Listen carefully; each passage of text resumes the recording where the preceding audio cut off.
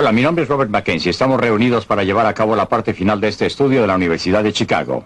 Estamos a punto de ver la primera parte de 10 programas realizados por Milton Friedman, economista con trayectoria internacional, nominado para el Premio Nobel y uno de los norteamericanos más controvertidos de nuestro tiempo. En las semanas por venir serán analizadas aquí las series realizadas por Friedman. Los famosos e influyentes personajes aquí presentes, tanto hombres como mujeres, tendrán mucho que decir acerca de los puntos de vista de Friedman referente a la sociedad en que vivimos hoy, sus fallas y enfermedades. Se han realizado estas series basadas en los puntos de vista de Friedman en cuanto a nuestra sociedad y cómo la manejamos. Muchos están en desacuerdo con sus ideas y otros son extremadamente entusiastas admiradores de estas. De una manera u otra, estoy muy ansioso de oír lo que Friedman está por decirnos.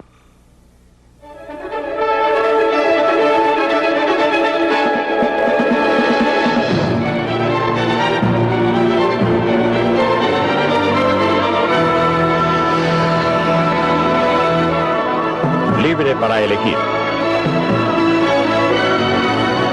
Desde el punto de vista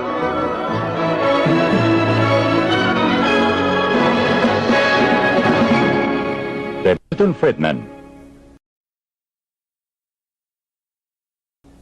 Es una mañana preciosa en el área metropolitana de Nueva York. El poder del mercado. Los cielos están asoleados, con un poco de nubosidad sobre el extremo oeste de Long Island, observándose algo de neblina. Anteriormente esto era un pantano cubierto de bosques. Los indios Canarsie que vivían aquí negociaron las 22 millas cuadradas de la empapada isla de Manhattan con los holandeses por géneros y chucherías por valor de $24. Los recién llegados fundaron una ciudad, Nueva Ámsterdam, al borde de un continente vacío. En los años siguientes se convirtió en un imán para millones de personas de a través del Atlántico. Gente que era impulsada por el miedo y la pobreza, que era atraída por la promesa de libertad y abundancia. Se dispersaron a través del continente y edificaron una nueva nación con su sudor, su esfuerzo y su visión de un futuro mejor. Por primera vez en sus vidas muchos eran verdaderamente libres para dedicarse a sus propios objetivos y esa libertad dio origen a las energías humanas que crearon los Estados Unidos. Para los inmigrantes que fueron saludados por esta estatua, América era verdaderamente una tierra de oportunidades.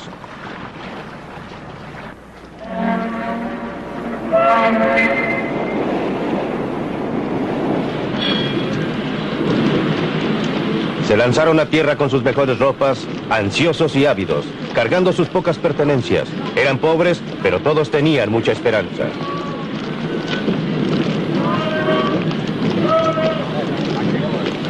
Cuando llegaron encontraron, según ocurrió a mis padres, no una vida fácil, sino una vida muy dura. Pero muchos tenían amigos y parientes para ayudarles a comenzar, para ayudarles a formar un hogar, obtener un trabajo y establecerse en el nuevo país.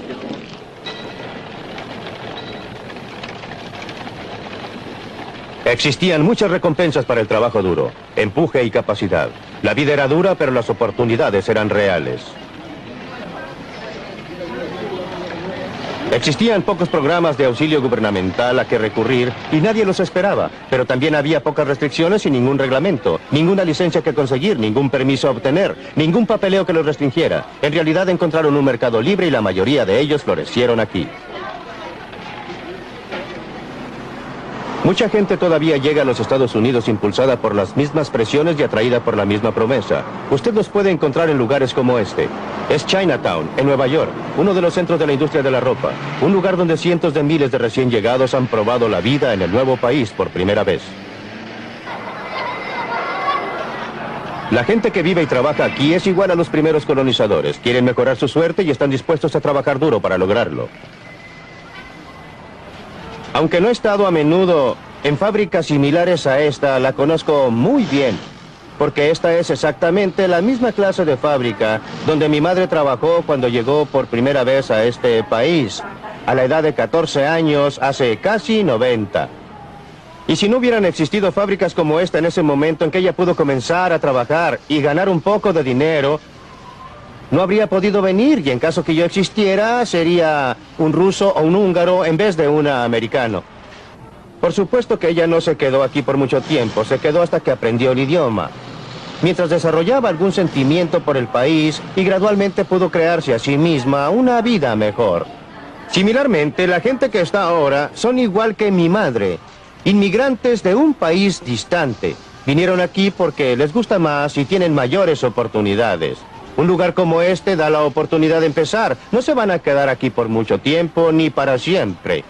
Al contrario, ellos y sus hijos se crearán una vida mejor a medida que aprovechen las oportunidades que les proporciona un mercado libre. La ironía es que este lugar viola muchos de los estándares que actualmente consideramos como el derecho de cada trabajador. Está mal ventilado, está atestado de gente y los trabajadores aceptan una tarifa inferior a la sindical. Viola cada regla del libro. Pero si fuera cerrado, ¿quién se beneficiaría? Ciertamente no la gente aquí. Su vida parece bastante dura comparada con la nuestra. Pero esto solamente porque nuestros padres o abuelos pasaron por esa etapa por nosotros. Nosotros podemos comenzar en un punto superior.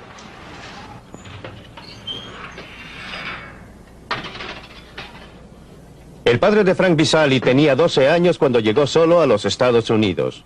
Llegó de Sicilia. Eso ocurrió hace 53 años. Frank es un dentista exitoso con esposa y familia. Viven en Lexington, Massachusetts.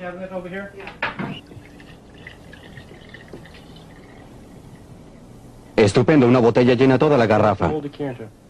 No existe duda en la mente de Frank lo que la libertad combinada con la oportunidad significó para su padre y luego para él, o lo que pensarían sus abuelos si pudieran ver cómo él vive ahora. Ellos no creerían lo que pueden ver. Que una persona puede emigrar de una pequeña isla y tener tanto éxito fuera de su país, ya que ellos estaban principalmente dedicados al campo, trabajando allí como labriegos. Mi padre vino acá, logró algún éxito y luego trató de construir una estructura familiar. Todo lo que él hizo fue para su familia, fue para una mejor vida para su familia. Y siempre puedo recordar que me decía lo que usted sabe. Lo principal en la vida es obtener una educación, llegar a ser un profesional. Joanny, por favor, no comas eso con las manos. La familia Visali, como todos nosotros que actualmente vivimos en los Estados Unidos, debe mucho al clima de libertad que heredamos de los fundadores de nuestro país.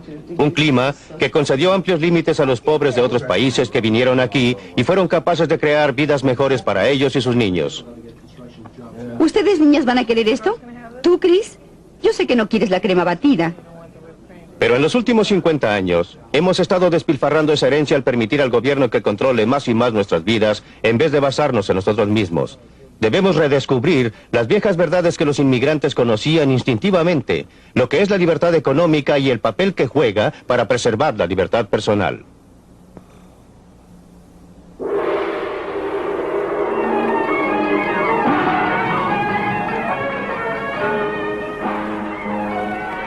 Por eso vine aquí, al Mar del Sur de la China. Es un lugar donde existe un experimento casi de laboratorio respecto a lo que ocurre cuando el gobierno se limita a sus propias funciones y da libertad a la gente para que trate de obtener sus propios objetivos. Si usted quiere ver cómo el mercado libre realmente trabaja, debe venir a este lugar. Hong Kong, un lugar que carece casi totalmente de recursos naturales. Casi lo único que se puede nombrar es un gran puerto, pero la ausencia de recursos naturales no ha impedido un rápido desarrollo económico.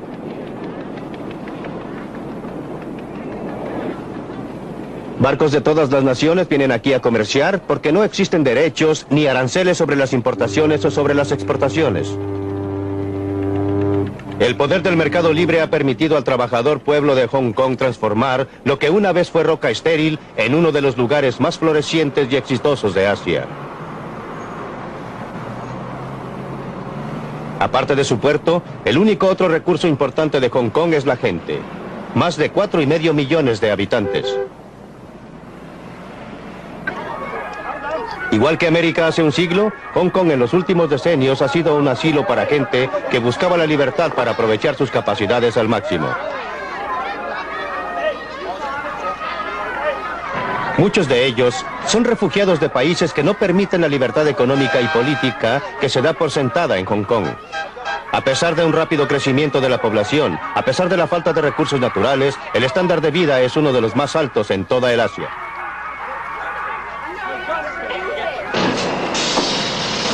La gente trabaja duro, pero el éxito de Hong Kong no está basado en la explotación de los trabajadores. Los salarios en Hong Kong se han cuadruplicado a partir de la guerra, y esto es después de considerar la inflación. Los trabajadores son libres de trabajar las horas que deseen, libres de cambiarse a otros trabajos si lo desean. El mercado les da esa elección. También determinan lo que fabriquen. Uno puede estar seguro que alguien, en algún lugar, está dispuesto a pagar por esos juguetes baratos de plástico, o de otra forma simplemente no se fabricarían.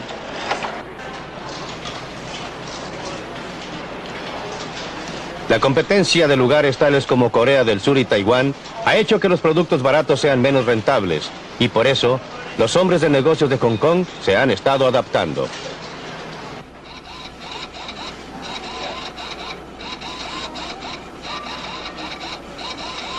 Han estado desarrollando productos más sofisticados y nueva tecnología que sea similar a cualquiera del oeste o del este, y sus empleados han estado desarrollando nuevas habilidades.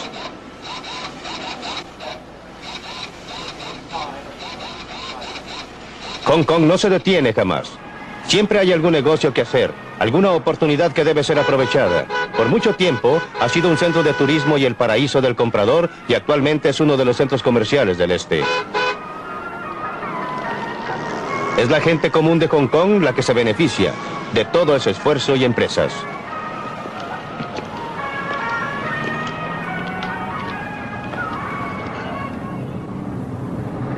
Esta ciudad próspera, bullente, dinámica, ha sido posible por el mercado libre.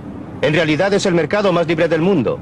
El mercado libre permite a las personas ingresar a cualquier industria que quieran o comerciar con quien quieran, a comprar en el mercado más barato del mundo o a vender en el mercado más caro del mundo. Pero lo más importante es que si fracasan deben soportar la pérdida. Si tienen éxito, obtienen el beneficio. Y esta atmósfera de incentivos es la que las ha inducido a trabajar, a adaptarse, a ahorrar, a producir un milagro. Este milagro no ha sido logrado por acción gubernativa, por alguien que está sentado en uno de esos altos edificios diciéndole a la gente lo que debe hacer. Ha sido logrado permitiendo que el mercado trabaje.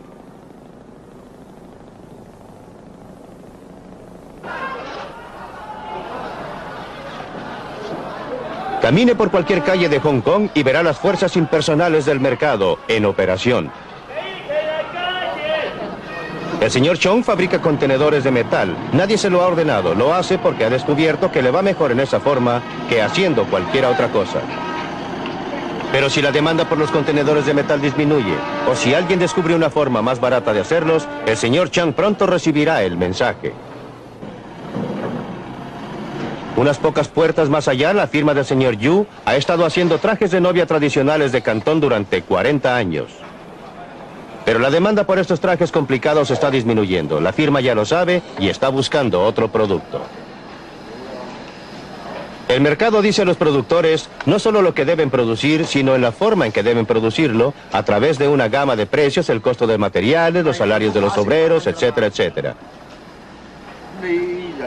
Por ejemplo, si estos obreros pueden ganar más haciendo otra cosa, el señor Ho rápidamente encontraría la forma de mecanizar su producto de marcos para cuadros. Dentro de esta tienda china de medicinas se está desarrollando una transacción del mercado.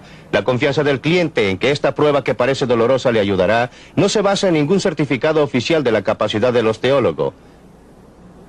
Viene de la experiencia propia o de sus amigos. A su vez, el médico lo trata no porque le haya sido ordenado, sino porque será pagado.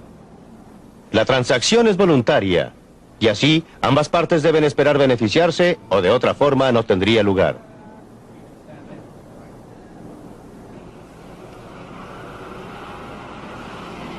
Créalo o no, este patio posterior es la entrada a una fábrica.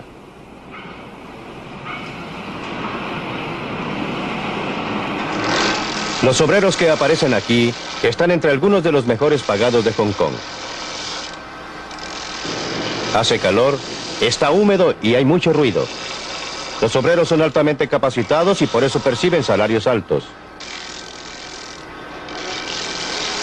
Podrían convencer a su empleador que mejore las condiciones laborales ofreciendo trabajar por menos. pero prefieren aceptarlas, obtener los sueldos altos y gastarlos a su gusto. Esa es su elección. La mejor declaración conocida de los principios de un mercado libre, la clase de mercado libre que opera en Hong Kong, fue escrita al otro lado del mundo.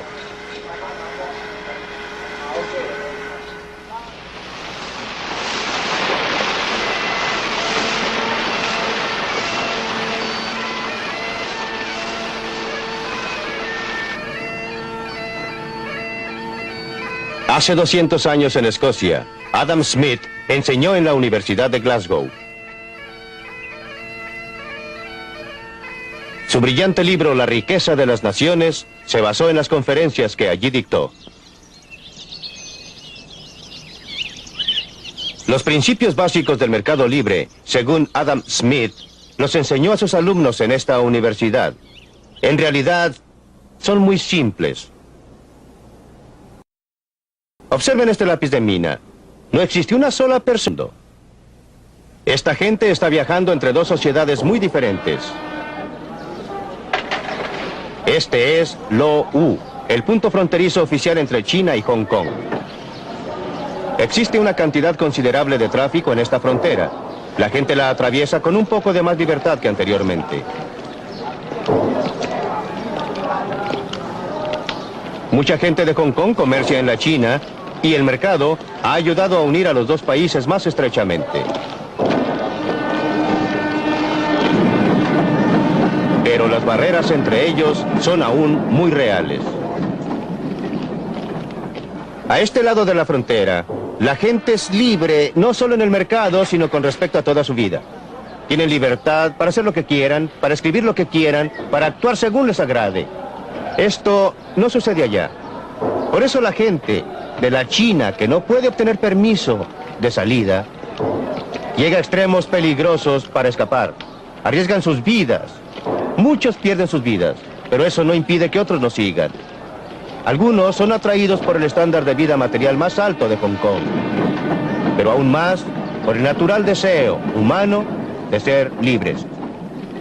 La gente que obtiene permiso oficial para abandonar la China es muy afortunada. Podrán gozar de los beneficios de la libertad económica que encontrarán en Hong Kong. Pero lo que es más importante, eso les dará una libertad más amplia. La libertad humana y política nunca ha existido y no puede existir sin una gran medida de libertad económica. Aquellos de entre nosotros que hemos tenido la suerte de haber nacido en una sociedad libre, tendemos a tomar la libertad, a considerarla como el estado natural de la humanidad. No lo es. Es una cosa singular y preciosa. La mayoría de la gente a través de la historia, la mayoría de la gente actualmente, ha vivido bajo condiciones de tiranía y miseria, no de libertad y prosperidad. La demostración más clara de lo mucho que la gente aprecia la libertad es la forma en que votan con sus pies, cuando no tienen otra forma de votar.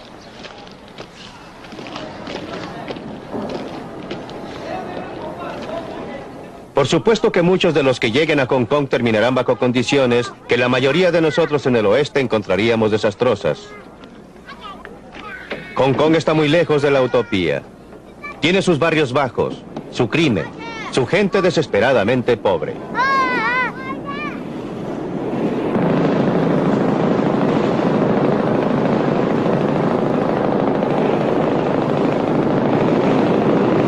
Pero la gente es libre. Después de todo, ese es el motivo por el cual muchos han venido aquí, a pesar de tener que vivir en barcos vivienda que se filtran en uno de los numerosos pequeños puertos de Hong Kong. Aquí tienen libertad y oportunidad de progresar, de mejorar su suerte, y muchos lo logran.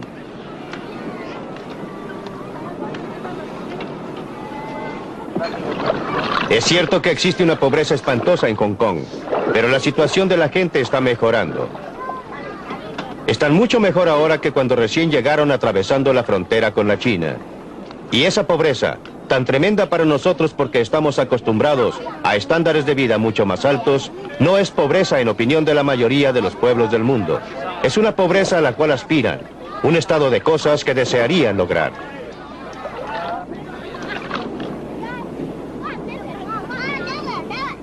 Existe una enorme cantidad de pobreza en todo el mundo. No existe sistema perfecto. No hay ningún sistema que vaya a eliminar completamente la pobreza, en cualquier área. La cuestión es, ¿qué sistema presenta mayores oportunidades? ¿Cuál es la mejor forma en que la gente pobre pueda mejorar sus vidas? Y a este respecto, la evidencia de la historia habla con una sola voz. No conozco ninguna excepción a la proposición que dice que mientras más libre sea el sistema, mejor ha estado la gente pobre y común. Pregúntese qué es lo que garantiza a estos obreros del vestuario en Hong Kong un buen sueldo. No a los altos estándares occidentales, pero suficientemente alto para permitirles vivir mucho mejor que la mayoría de los pueblos del mundo. No es el gobierno o los sindicatos quienes lo logran. Estos trabajadores están bien porque existe competencia para sus trabajos y habilidades.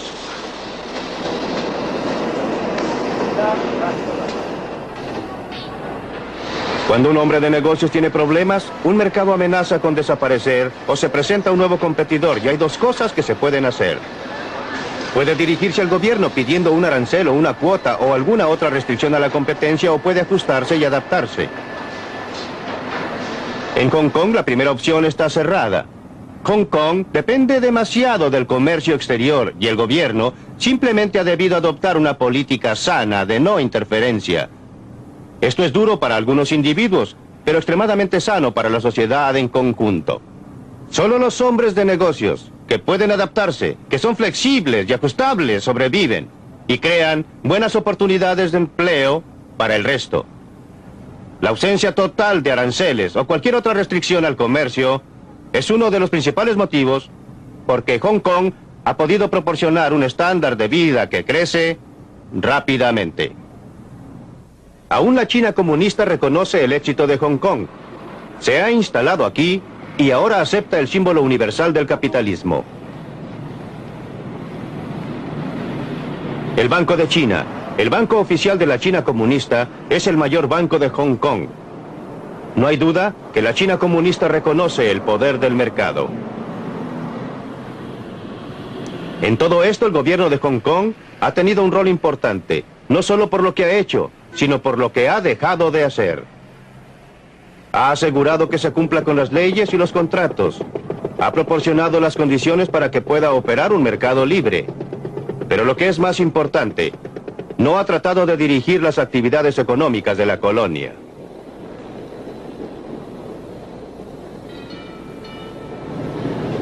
Ningún funcionario gubernamental está diciendo a esta gente lo que debe hacer. Son libres de comprar a quien quieran, a vender a quien quieran, trabajar para quien quieran. A veces parece el caos y así es. Pero por debajo está altamente organizado por las fuerzas impersonales de un mercado libre. ¡Ay, muy buenos huevos frescos! ¡Pollo! ¡Pollo con sus patas! ¿Usted sabe de dónde provienen estos huevos? Directamente del pollo. No me haga preguntas y no le diré mentiras. Las fuerzas impersonales de una plaza libre operando aquí en los Estados Unidos. La clave son los precios. Los precios que la gente está dispuesta a pagar por los productos determinan lo que se producirá. Los precios que deben pagar por las materias primas, por los salarios de los obreros, etcétera, determinan la forma más barata de producir las cosas. Entre otras, estos mismos precios, los salarios de los obreros, el interés sobre el capital, etcétera, determinan cuánto cada persona gasta en el mercado.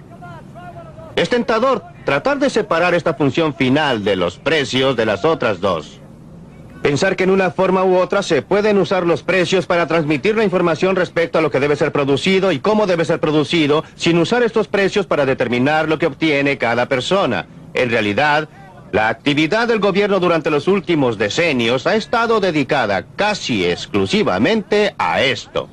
Si lo que la gente obtiene no va a ser determinada por lo que produce, y cómo lo produce, y con cuánto éxito trabaja, ¿qué incentivo existe para que actúen de acuerdo con la información que es transmitida? Existe una sola alternativa, la fuerza. Algunas personas que digan a otras lo que deben hacer. No tenemos, señoras. Vengan aquí. ¿Qué va a llevar? Dígame, Tenemos ¿qué va a llevar? perejil a 30 centavos. Aproxímense. Aquí Aproxímense a comprar. Llévelo aquí. Esto está más fresco. Llévelo. Está más fresco. ¡Hey! ¡Hey! ¡Dos brócolis por $1.50! ¿Cuánto le voy a dar? Por Dios, mire lo que tengo. Tomates verdaderamente buenos, muy ricos. Venga y pruebe uno. ¿Qué le voy a hacer? Uno de estos tomates, no se arrepentirá. Usted come gratis aquí. Vamos, coma. No le cobramos. Almuerce gratis. Pruebe estos ricos tomates. Pruébelos. Pruebe Ya estos sé tomates, lo que voy a señor. hacer. El principio fundamental de una sociedad libre es la cooperación voluntaria. El mercado económico, comprando y vendiendo, es un ejemplo, pero la cooperación voluntaria es mucho más amplia que esto. He aquí un ejemplo que a primera vista parece lo más lejano posible: el idioma que hablamos. Las palabras que usamos, la estructura compleja de nuestra gramática, ninguna oficina gubernamental la diseñó. Se originó en la interacción voluntaria de gente que quería comunicarse entre sí. O considere algunas de las grandes conquistas científicas de nuestra era, como los descubrimientos de un Einstein o Newton, los inventos de Thomas Alva Edison o Alexander Graham Bell, o considere aún las grandes actividades caritativas de Florence Nightingale o Andrew Carnegie. Esto no fue efectuado cumpliendo con las órdenes del gobierno, fueron hechos por individuos que estaban interesados en lo que hacían, desarrollaban sus propios intereses y cooperaban entre sí. Esta clase de cooperación voluntaria está tan asentada en la estructura de nuestra sociedad que tenemos que considerarla natural. Pero el total de nuestra civilización occidental es la consecuencia involuntaria de esta clase de cooperación voluntaria, de gente que coopera entre sí para desarrollar sus propios intereses, pero que al hacerlo edificó una gran sociedad.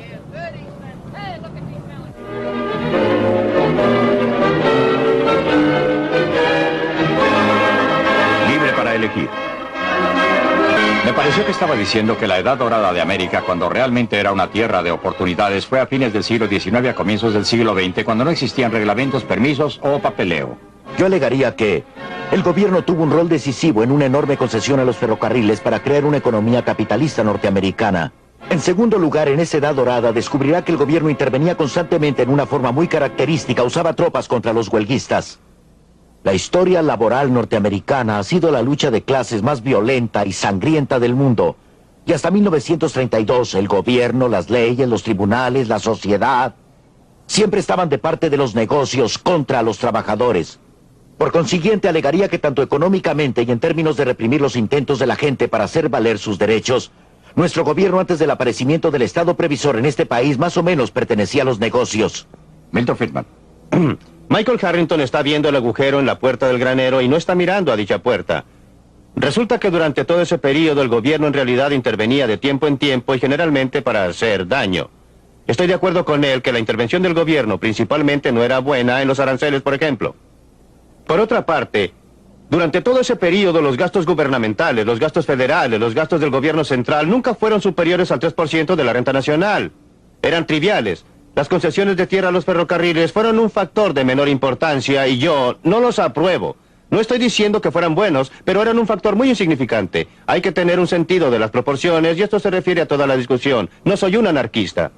No propicio la eliminación del gobierno. Creo que necesitamos un gobierno, pero un gobierno que establezca un marco y reglas bajo las cuales los individuos, trabajando en pos de sus propios objetivos, puedan trabajar juntos y cooperar entre sí, y trabajen y cooperen, pero no solo en lo económico.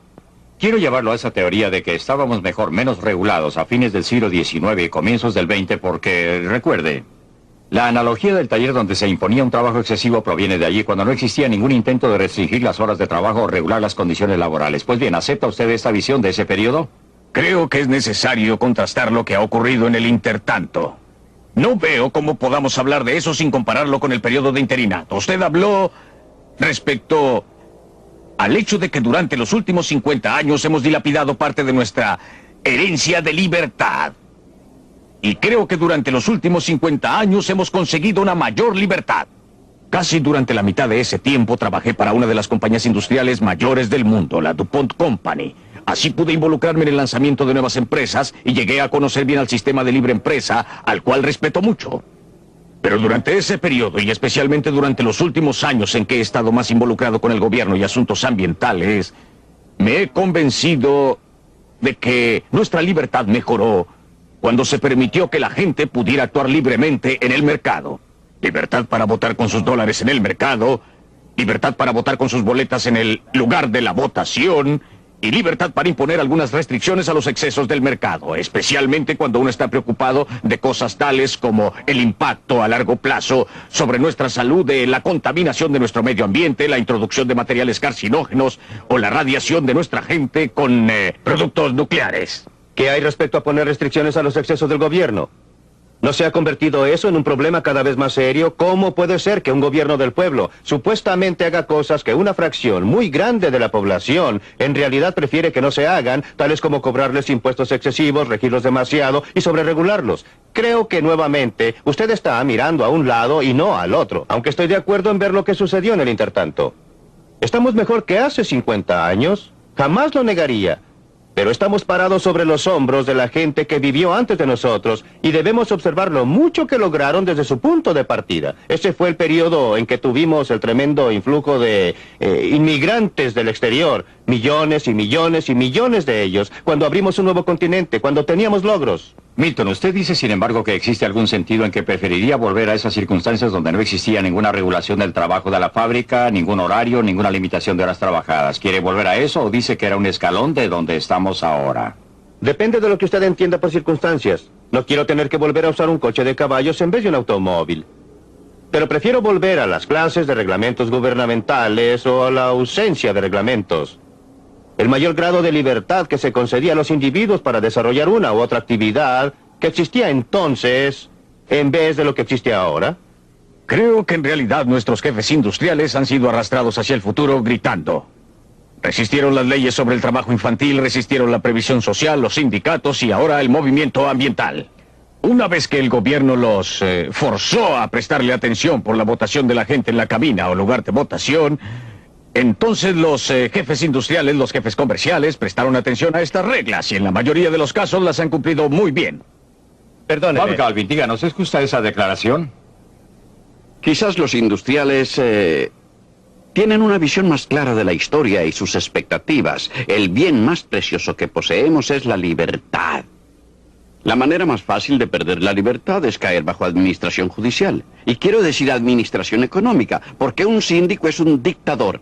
Y hasta el punto que usamos los costos y gravámenes del gobierno que nos llevan en la dirección de nuevas deudas, administración judicial final y luego las consecuencias políticas de la imposición del dictador político sobre la economía y el trabajo y los derechos de la vida del individuo. Quizás los industriales pueden ver más lejos respecto a las consecuencias de todo esto. Harrington, creo dos cosas. Una, considerar la libertad positivamente. Creo que la gente mayor de 65 años en los Estados Unidos son más libres hoy día debido al servicio de asistencia médico-social. Y no creo que la libertad para morirse por falta de medicina era algo muy bueno. En segundo lugar, con relación a los industriales, creo que una de las cosas más sorprendentes de la historia norteamericana es que cuando Franklin Roosevelt estaba salvando al sistema de sí mismo, los beneficiarios principales lo insultaban por ser un traidor a su clase. En realidad fue la salvación de esa clase. Y creo por consiguiente que si ustedes observan nuestra historia encontrarán una tremenda miopía de parte de los industriales y descubrirán que los aumentos positivos en nuestra libertad, lo que es bastante interesante, no han venido de nuestros graduados de las universidades, sino a menudo de la gente, no de la mejor gente. Han venido de los trabajadores, han venido de gente pobre, de los negros, hispanos y similares. Milton, quiere usted replicar, pero ¿por qué nos llevó a Hong Kong a probar algo? Por supuesto, aunque no estoy acostumbrado a estar de acuerdo con Michael Harrington, estoy de acuerdo en parte con lo que acaba de decir.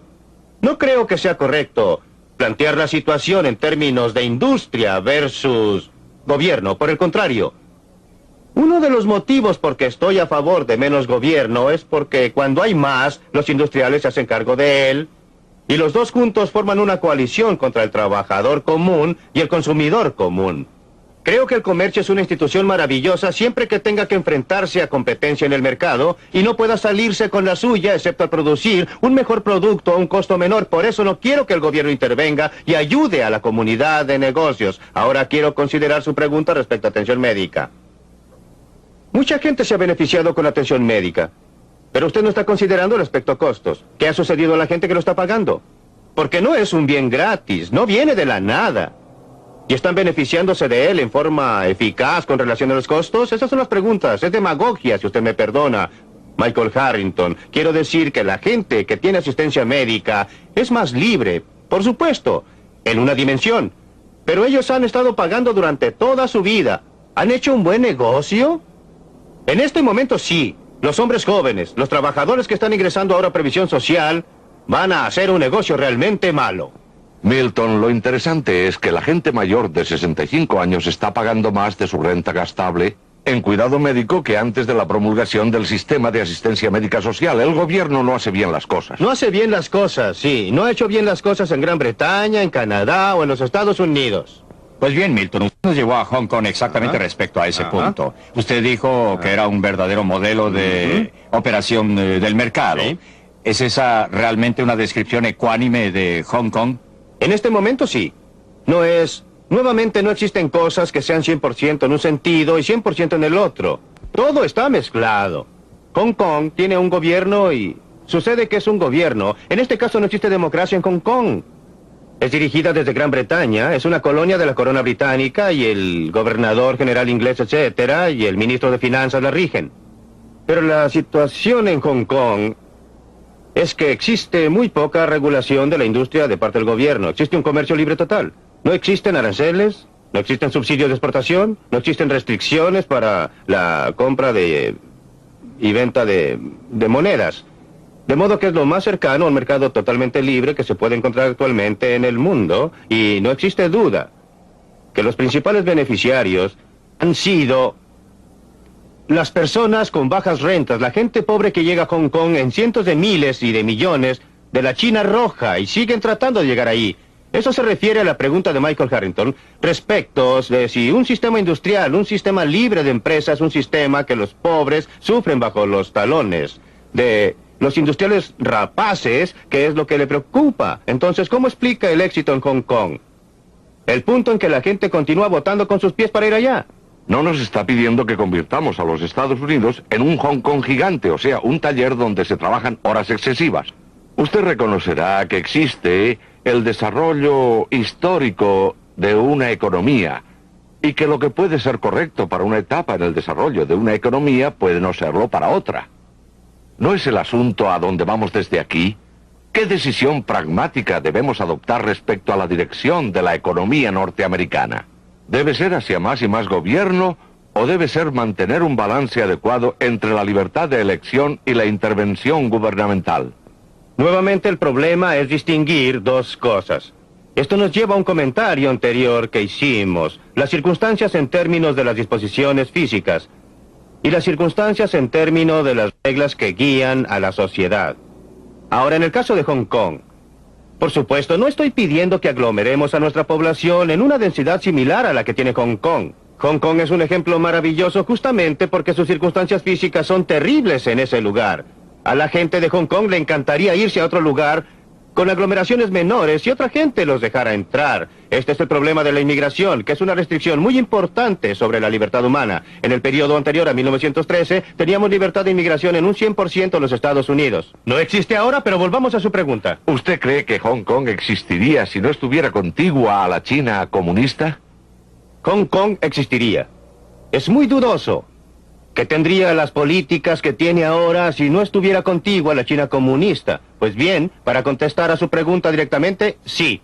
Estoy a favor de que los Estados Unidos tengan, no las circunstancias físicas, pero las políticas que ha tenido Hong Kong de cero aranceles, comercio totalmente libre, ninguna restricción en las exportaciones, ninguna restricción en las transacciones monetarias. Un grado mucho mayor, un grado mucho menor de regulación gubernamental. Yo estoy de acuerdo con lo que Russell Peterson dijo antes, que existen efectos de terceros. Hay cosas tales como la contaminación. La cuestión es si las estamos manejando y no lo creo. Quiero que Bob participe en esto. Bob, respecto al comienzo de la agenda de Milton, ningún arancel, por ejemplo, ninguna restricción, ninguna cuota. Ahora bien, los negocios, los grandes negocios, ¿aceptarán esa clase de política? Creo que las grandes empresas y todas las empresas podrían aplicar esa clase de política si encontramos el factor apropiado de equilibrio, pues en el resto del comercio mundial Cuando negociamos fuera de nuestras fronteras y a medida que otros llegan, debemos comerciar con instituciones socializadas. Esa es una clase de institución muy diferente a la institución privada. La institución privada obviamente puede operar más eficientemente si no se le impone un precio artificial de la institución socializada allende los mares. Por eso creo que debe existir no el proteccionismo, sino que debe haber una regla internacional básica que impida a la institución socializada subsidiar y aprovecharse de la institución privada. ¿Incluye usted a los 9 países del mercado común, sin embargo, como países socialistas, o está dispuesto a tener competencia de los 9 países del mercado común?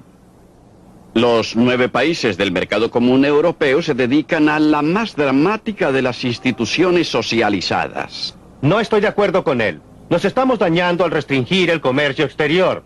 Otros países se están dañando a sí mismos y a nosotros por las medidas que usted describe. Pero solo nos estamos dañando más si los imitamos. No creo, Dr. Friedman, que su madre obtendría un trabajo de costura hoy en América si no existiera ningún arancel. Lo que ocurriría es que no habría ningún trabajo de costura en América y haríamos computadoras. Pero existirían otra clase de trabajo si ella obtendría trabajo como una empleada a nivel bajo en una fabricación de computadoras. Sí, aunque usted enfrenta el problema que tanto un hombre de negocios muy importante y un diputado conservador muy importante no aceptan su receta de barrer con... Pero por supuesto, los dos enemigos mayores, yo diría, los enemigos mayores de la libre empresa y la libertad en el mundo, han sido por una parte los industriales y por la otra la mayoría de mis colegas académicos que terminan en el gobierno. Por razones opuestas, personas como Michael Harrington y mis colegas académicos quieren tener libertad. Quieren libertad de expresión, de escribir, para publicar e investigar, pero no quieren libertad para ninguno de estos terribles hombres de negocios. Pero los hombres de negocios son muy diferentes. Cada hombre de negocios quiere libertad para otra persona. Pero quiere privilegios especiales para sí mismo. Quiere un arancel del Congreso. Y el Congreso... Bueno, la forma en que los diputados son elegidos... es haciendo favores a los votantes.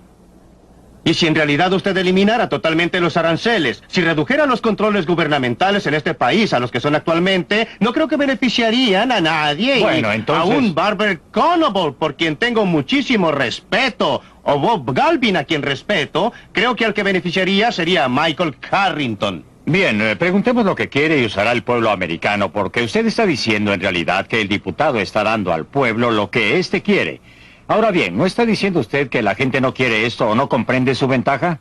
Estoy diciendo que mi función y propósito total es tratar de persuadir a la gente que haga que una cosa diferente sea políticamente exitosa. Estoy tratando de persuadir a la gente que deje muy claro que los diputados que continúen con estas políticas van a perder sus puestos. Y si lo hacemos, los diputados no estarán buscando su propio beneficio. Están en un mercado, existe un mercado político. Ellos tienen un producto que vender y tienen que gustarle a sus clientes. Y estoy usando justamente la clase de propaganda que Bob Galvin y otras compañías utilizan. El gobernador Peterson. ¿Cómo enfrentaría usted ese problema, doctor Friedman? Sí. La gente decidió que quería aire fresco. Lo necesitábamos. Y así construimos la industria del aire acondicionado. Cientos de miles de puestos, enormes ganancias, y casi todos nosotros tenemos actualmente hogares, autos y oficinas con aire acondicionado. Luego la gente decidió que quería aire limpio, pero no podía comprarlo en el mercado. Y entonces votaron en los lugares de votación. Obtuvieron que sus representantes elegidos fueran al Congreso y dijeran, vamos a tener aire limpio. Pues bien, de la noche a la mañana, se creó un nuevo mercado y el sistema de libre empresa respondió a eso. Y actualmente existe una gran industria ambiental que obtiene ganancias y proporciona empleos. Pero también sirve esta necesidad pública de tener la libertad de respirar aire limpio. Usted subestima burdamente el grado en que el mercado privado es capaz de hacerlo. No es accidente que el aire, antes de tener ninguna de esta legislación, el aire y el agua son más limpios hoy en día en los Estados Unidos que lo que fue hace 100 años. Usted sabe que el automóvil agregó una clase de contaminación, pero eliminó otra clase de contaminación peor. Si usted considera el aspecto que tendrían hoy las calles de Nueva York, si todavía se transportara a la gente en vehículos tirados por caballos, tendría una contaminación a una escala que lo abismaría. Del mismo modo, no es por accidente que el aire esté más limpio y el agua más pura en los países que actualmente son los más adelantados. No es en Afganistán donde usted encontrará aire y agua sin contaminar. es en los países desarrollados. Así, el mercado es un mecanismo mucho más sutil que lo que la gente reconoce. Me gustaría volver al mundo real, porque en el mundo real no existe ninguna posibilidad de que los negocios norteamericanos, que son un sistema comercial que depende de la seguridad social, vaya a adoptar estas ideas. La forma en que estas ideas funcionan en el mundo real es como una racionalización del mito de la libre empresa que disfraza el hecho del capitalismo de Estado como un argumento contra la intervención social, en una sociedad que en realidad interviene muy rápido a favor de la industria del acero. Finalmente, en términos del proceso político norteamericano, no creo que el proceso político sea tan simple que la gente elija al gobierno. El hecho es que cuando un Jimmy Carter es elegido presidente con una plataforma relativamente liberal, tiene que ganarse la confianza de los hombres de negocios, debido al control del proceso de inversión de parte del poder corporativo. Y creo que ese hecho, el poder corporativo, racionalizado por los mitos de la libre empresa, es el problema central de la libertad de nuestra época, y eso es lo que debe ser atacado. Antes de volver a Milton... No, tengo que comentar sobre esto, porque no creo que podamos permitir que las palabras obstruyan lo que realmente es el caso. Creo que usted cree que no tenemos socialismo. Yo le diría que el 46% de cada corporación de este país pertenece al gobierno de los Estados Unidos. Ese es el impuesto a la renta cooperativo, y eso significa que de cada dólar de utilidad obtenido por la corporación, 46 centavos van al gobierno de los Estados Unidos. El impuesto efectivo es muy superior a esto porque se tributa el doble cuando corresponde al individuo. Y el punto hasta el cual las corporaciones controlan sus decisiones de inversión se ha visto reducido en forma creciente. El gobierno está ordenando que gasten sus fondos de inversión a nombre del control de la contaminación o a nombre de otras cosas. Es un mito suponer que existe aquí alguna clase de gran poder cooperativo. Hubo una época en que las corporaciones tenían mucho más influencia que ahora, pero actualmente son una minoría sitiada, me parece más bien una mayoría dominante. Me gustaría que los otros participaran en esto por un momento. ¿Cuál es el proceso para ustedes que quieren alejar al Estado o reducir la influencia gubernamental en la operación de la economía? Antes de dejar a Milton comentar al respecto, ¿qué haría usted como político activo, como otro político y como hombre de negocios? Personalmente creo que debemos controlar el crecimiento del gobierno en el futuro, poniendo un límite en los desembolsos del gobierno. Me gustaría ver una enmienda constitucional que lo logre, si no, continuaremos con que el gobierno va creciendo más rápido que la economía, y así empuja más y más al Producto Nacional Bruto a través del cuerno de lata del gobierno. Creo que sería un error y algo difícil de hacer. Espero que descubramos algún modo de hacerlo sin perder la libertad en absoluto. Gobernador Peterson, ¿puede ser? Creo que avanzaremos sustancialmente fomentando nuestra sociedad pluralista, estimulando y educando a más gente para que piense en forma global. Creo que uno de los grandes problemas de nuestro mundo es que los jefes del gobierno y la industria tienen poca visión. No miran el impacto a largo plazo de sus decisiones. Y en una democracia como la nuestra, la gente tiene el poder, igual como lo dicen los libros de estudio. Y si logra este entendimiento y conocimiento mayor, se va a preocupar de que los intereses especiales que eligieron a los funcionarios estén a tono, sean reelegidos. Y ellos observarán los puntos de vista a largo plazo, igual que la ciudadanía. Por eso estoy totalmente a favor de un impulso total para obtener esta libertad para votar en el lugar de votación, agregada a la libertad del mercado. Porque es esta una combinación potente. Pero votar en el lugar de votación es una clase de libertad muy diferente a votar en el mercado. Cuando usted vota en el lugar de votación, es importante, pero es muy diferente. Cuando usted vota por un programa. Y si está en minoría, pierde. No obtiene lo que quiere. Cuando usted vota en el mercado, cada persona obtiene lo que quiere. Si usted vota, digamos, por...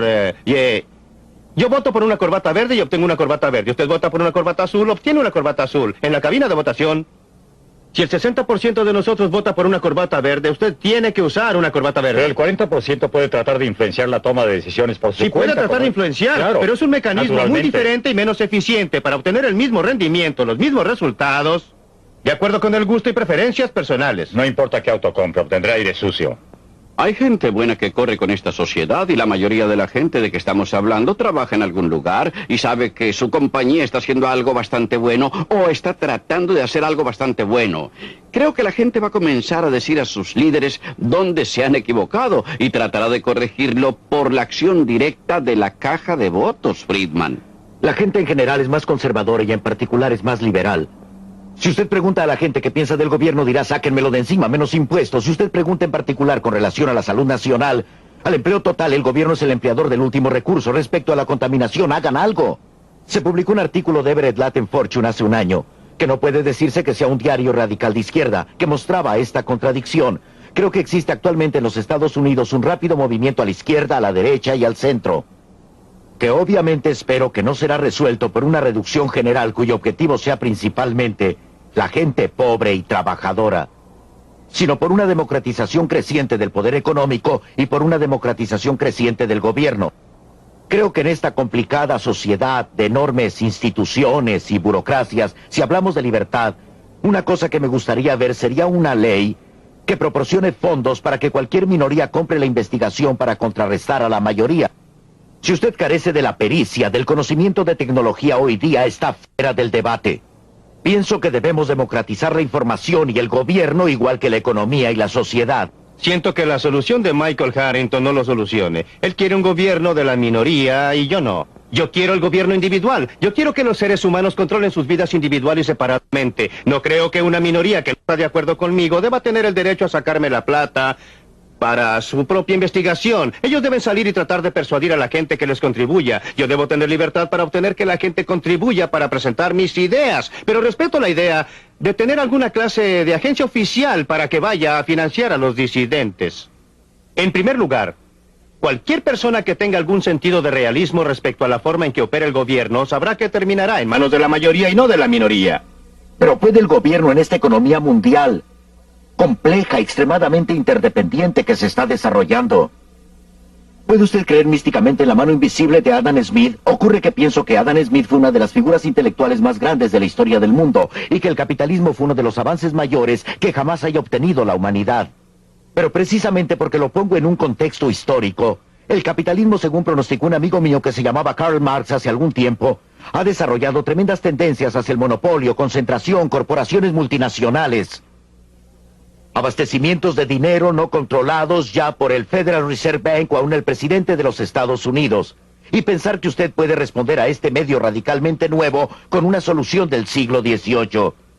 Creo realmente que corresponde a un ejercicio intelectual cuyo efecto práctico y político es racionalizar el poder conservador en América. Esto es un mito completo que el progreso de un país desarrollado interiormente en un mundo más complicado necesita la intervención gubernamental. La intervención gubernamental no ha crecido en aquellas áreas que se derivan de la total interdependencia del mundo. ¿Dónde crece? Al tomar el dinero de algunas personas y darlo a otras. Doctor Friedman, todo lo que tengo que decir es que el gobierno tiene que vivir en el siglo XX. Por supuesto. Mucho menos que en el XIX o en el XVIII. Sí, pero nuevamente... Y tomar a la sociedad como es hoy en día. En realidad lo y hacemos. Y entonces construir sobre eso. Para mí, la cosa decisiva en discusión aquí es una presentación mítica, no histórica, de una solución abstracta tomada del tiempo, que no considera la tremenda evolución de la sociedad capitalista, la tremenda interdependencia del mundo, el hecho que actualmente no solo tenemos una planificación económica nacional, sino que en la reunión cumbre de Tokio tenemos planificación económica internacional de los principales poderes capitalistas industriales. Y bajo estas circunstancias, tomando en cuenta el enorme logro de Adam Smith y el de la sociedad capitalista, bajo esta situación histórica radicalmente cambiada, proponer estas soluciones clásicas, me parece que es proponer algo no serio, que sin embargo funciona para racionalizar el poder corporativo económico y político conservador. Los grandes logros del siglo XIX vienen de apartarse de la clase de sistema que usted quiere volver a imponer. Usted quiere hacernos volver a los siglos XVIII y XVII cuando teníamos una sociedad corporativa y un gobierno que controlaba las cosas. El asunto no es si lo que alguien está proponiendo corresponde al siglo XX o XIX o XVIII. El asunto es qué es lo correcto en hacer, cuál es la mejor forma, en qué podemos ampliar nuestras oportunidades, conservar nuestra libertad, mantener nuestra prosperidad. Me parece que la clase de solución que usted propone involucra más de lo mismo, más de las medidas que han fallado una y otra vez en lograr los objetivos. Dejaremos el debate hasta aquí y esperamos que se unan a nosotros la próxima edición de Libre para Elegir.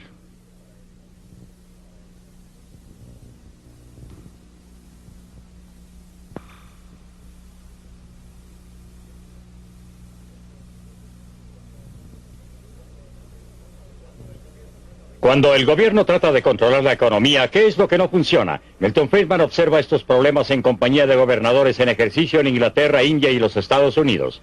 No se pierda este realístico programa acerca del mundo en el cual vivimos. Será la próxima semana en Libre para Elegir.